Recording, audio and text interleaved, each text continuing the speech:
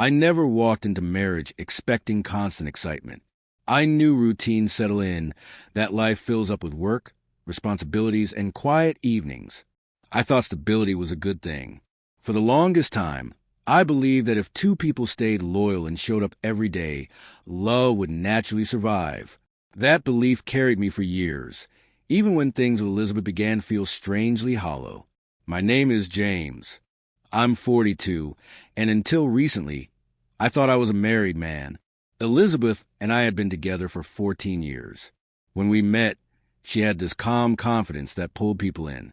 She wasn't loud, but she was sharp, observant, and warm in a way that made you feel chosen. I was steady, predictable, the kind of man who planned ahead and paid his bills on time. She once told me she trusted me because I didn't play games. I held on to that memory longer than I should have. The first several years felt balanced. We talked about everything.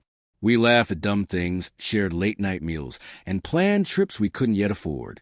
Even when work got busy, we made time for each other. Somewhere along the way, though, something shifted. It wasn't sudden. That's what made it dangerous. Little changes slipped in quietly, almost politely. Elizabeth started coming home later, saying she was exhausted. Conversations shortened. Her attention drifted to her phone, her screen glowing while I sat beside her, unnoticed. When I touched her shoulder or leaned in to kiss her, she'd stiffen slightly, not enough to cause a fight, but enough to make me pause. I told myself not to overthink it. People go through phases. Marriage has seasons. I adjusted. I cooked more. I cleaned without being asked. I asked about her day and listened even when the answers were brief. I believed effort fixed distance. When weeks turned into months, I told myself patience was strength. I didn't want to be the man who complained about intimacy like it was owed. I just wanted to feel connected. One night, after another quiet dinner, I said gently that I missed us. Elizabeth smiled without warmth and said she was just tired lately. That explanation became her default. Tired. Busy. Not now. Each rejection landed softly, but they stacked up. Over time, I stopped reaching for her hand. I stopped initiating conversations that went nowhere. Something in me learned to shrink. If this story is already hitting close to home, take a moment to press like, so it can reach others who might need to hear it too. The moment that changed everything didn't look dramatic. It was an ordinary evening. Elizabeth was in the kitchen, talking on the phone, laughing in a way I hadn't heard directed at me in years. I walked in quietly, not intending to eavesdrop. Then I heard my name. Her voice shifted when she said it. Flat, dismissive. She told whoever was on the line that she felt trapped, that she'd settled, that she didn't know how she'd stayed so long. Then she said the sentence that froze me in place. She said she didn't feel anything for me anymore, and that being married to me felt like living with a stranger. I stood there, unseen, listening as the woman I built my life around reduced it to an inconvenience. When the call ended, she turned and noticed me. Her face changed, but not with guilt, with annoyance. She asked how long I'd been standing there. I didn't answer. I walked past her, grabbed my keys, and headed for the door. Before we go further, tell me in the comments, if you overheard something like that, would you confront it or walk away? As I stepped outside, the air felt sharper, like my body finally woke up. Elizabeth didn't follow me. She didn't call my name. I realized in that silence had become her answer long before that night. If you're watching and thinking, this feels familiar, comment the word clarity below. Sometimes naming it is the first step. I sat in my car, hands on the wheel, replaying every moment I ignored. I didn't feel rage. I felt calm. And that calm scared me more than anger ever could. I didn't drive far that night. I pulled into a grocery store parking lot and sat there, engine off, letting the quiet settle. The strange thing was how light my chest felt. For years, I've been carrying a weight I didn't have a name for. Standing behind Elizabeth while she said those things finally gave it shape. It wasn't love fading. It was respect already gone.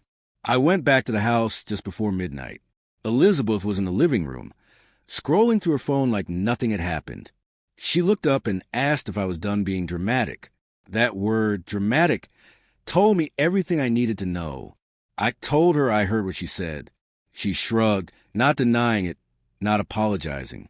She said she was just venting, that I shouldn't take it so personally.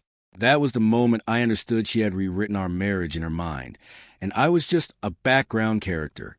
I packed quietly. A week's worth of clothes. My laptop, the watch my father gave me. Elizabeth watched without helping or stopping me. She asked where I was going. I said I needed space.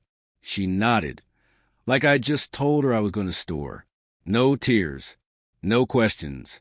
That hurt more than any argument would have. I stayed with my brother for a few days. He didn't push for details. He just let me exist. In that space, memories surfaced differently. Moments I once thought were misunderstandings now looked like warnings. The jokes at my expense in front of friends. The way my opinions stopped matching. The constant feeling that I needed to earn basic kindness. If you think someone else might recognize themselves in this story, consider sharing it. Sometimes a quiet nudge reaches further than advice ever could. Elizabeth finally texted me on the 4th day. She said we should talk, that she hadn't meant for things to go this far. She asked if I was really willing to throw everything away over one conversation. I stared at that message for a long time. Then I realized something important. It wasn't one conversation. It was years of them. When we met a week later, she expected negotiation, compromise, promises. She said relationships go through dry spells. I agreed. Then I told her dry spells don't include contempt. They don't include dismissing someone's worth when you think they aren't listening. She rolled her eyes. That tiny gesture sealed it. I told her I was done. Not angrily, not dramatically. Just done. She accused me of giving up too easily. I didn't argue. I signed the papers a month later. Life didn't magically improve overnight. Some mornings were heavy. Some evenings felt too quiet. But something else happened, too. I slept better. I laughed more easily. I stopped doubting my own perceptions. The silence in my life felt different now. It wasn't neglect. It was peace. In the comments, I'd like to know, do you think emotional neglect is harder to leave than obvious conflict? Let's talk about it. A year later, I ran into Elizabeth by chance. She looked surprised to see me well. She asked if I was happy. I told her the truth. I was learning how to be. If this story resonated with you, take a moment to leave a thoughtful comment and subscribe. These conversations matter, and staying connected helps keep them going.